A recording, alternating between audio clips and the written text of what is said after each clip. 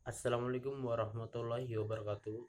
Kali ini saya akan menjelaskan tentang pengertian ilmu hadis dan sejarah perkembangan ilmu hadis. Hadis sebagai sumber ajaran Islam kedua setelah Al-Quran telah disepakati hampir oleh semua umat Islam. Ilmu hadis dapat diartikan sebagai ilmu yang mengkaji dan membahas tentang segala yang disandarkan kepada Nabi Muhammad SAW, baik berupa perkataan, persetujuan, ataupun sifat-sifat dan tingkah laku beliau. Secara garis besar, menurut kajian ulama mutakhirun, ilmu hadis terbagi menjadi dua, yaitu ilmu hadis riwayah dan ilmu hadis diroyah. Yang pertama, ilmu hadis riwayah. Menurut Muhammad Najat Al-Khatib, ilmu hadis riwayah adalah ilmu pengetahuan yang mengkaji tentang segala yang disandarkan pada Nabi Muhammad SAW, baik berupa perkataan, perbuatan, ketetapan, sifat fisik atau psikis, dengan pengkajian yang detail dan terperinci. Adapun objek pembahasan ilmu hadis riwayah, yang pertama, perilaku dan sifat-sifat Nabi Muhammad SAW sebagai utusan Allah. Yang kedua, cara periwayatan hadis, baik dari segi cara penerimaan dan demikian juga dari cara penyampaian seorang perawi ke perawi lainnya. Cara pemeliharaan hadis, yaitu dalam bentuk penghafalan, penulisan, dan pembukuannya.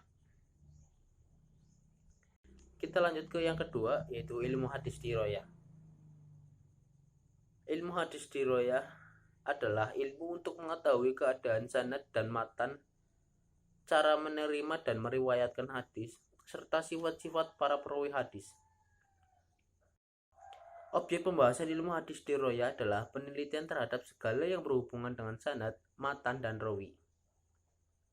Adapun pembahasan tentang sanad meliputi segi persambungan sanad, segi kepercayaan sanad, segi keselamatan dan kejanggalan, segi keselamatan dan kecacatan, tinggi dan rendahnya martabat suatu sanad.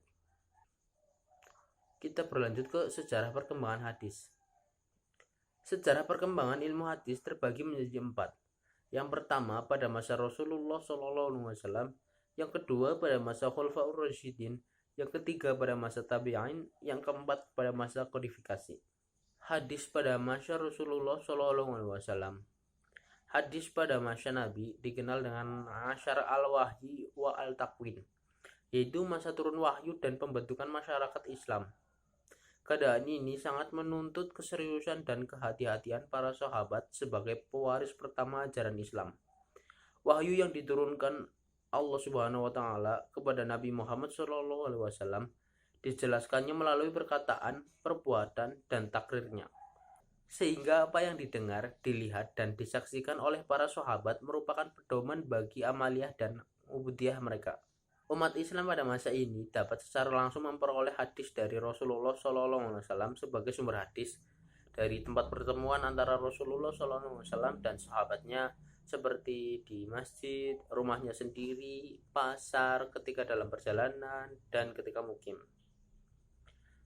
Menurut Muhammad Mustafa Azami, bahwa para sahabat menerima hadis dari Rasulullah SAW melalui 3 macam cara, yaitu yang pertama, melalui metode hafalan. Secara historis, masyarakat Arab secara umum adalah masyarakat yang kuat daya hafalannya, sehingga terlepas apakah mereka pandai mengenal baca tulis atau tidak, akan membantu dalam menerima dan memahami hadis Rasulullah SAW. Di sisi lain, beliau juga sering mengulang-ulang apa yang telah diucapkannya. Yang kedua, metode tulisan. Di antara para sahabat Nabi Muhammad SAW, setelah menerima hadis, mereka langsung menuliskannya. Metode ini hanya bisa dilakukan oleh orang-orang tertentu yang memiliki kemahiran dalam menulis saja. Yang ketiga, metode praktik.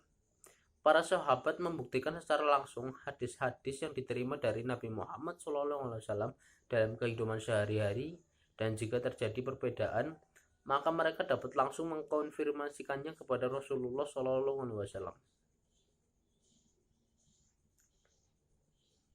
Hadis pada masa Khulafaur Rasyidin. Periode kedua sejarah perkembangan hadis adalah Khulafaur Rasyidin, Abu Bakar, Umar bin Khattab, Utsman bin Affan, Ali bin Abi Thalib, yang berlangsung sekitar tahun 11 Hijriah sampai dengan 40 Hijriah. Masa ini juga disebut dengan masa sahabat besar, karena pada masa ini perhatian para sahabat masih terfokus pada pemeliharaan dan penyebaran Al-Quran. Maka periwayatan hadis belum begitu berkembang dan kelihatannya berusaha membatasinya. Oleh karena itu, masa ini oleh para ulama dianggap sebagai masa yang menunjukkan adanya pembatasan periwayatan.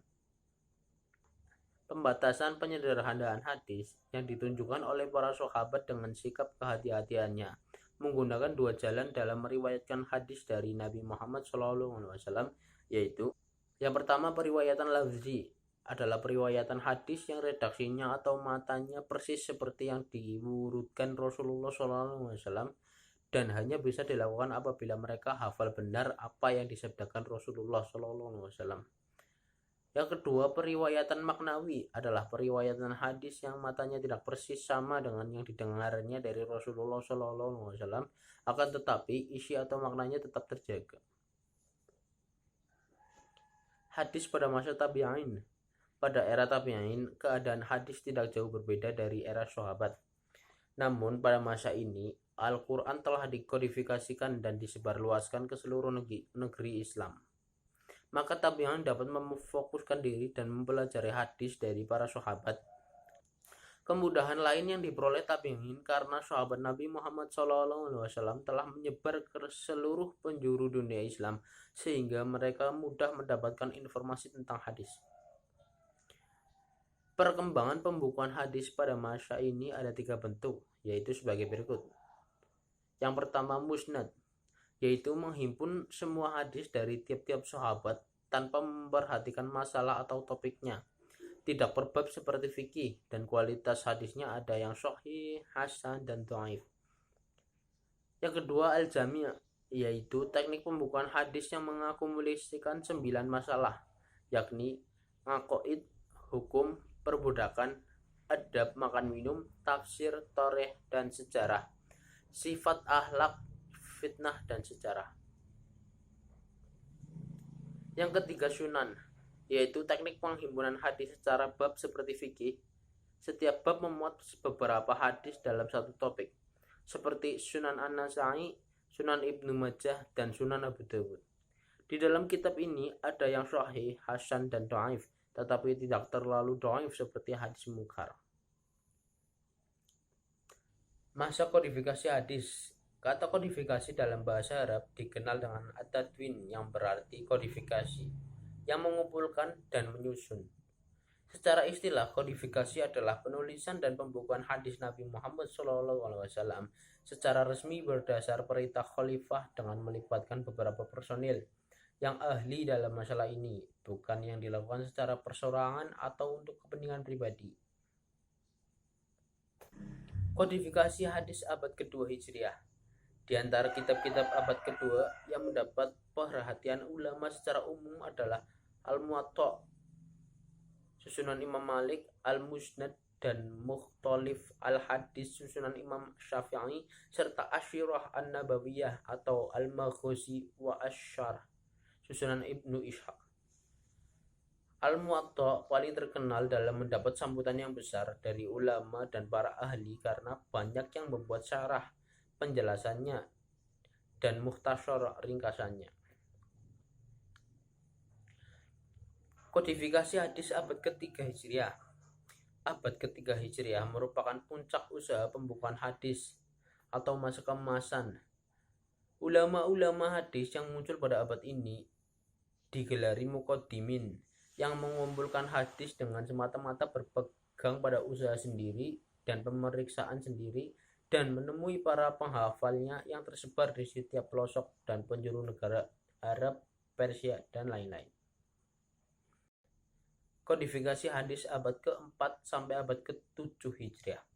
Masa ini adalah masa pemeliharaan, penertiban, penambahan, dan penghimpunan hadis.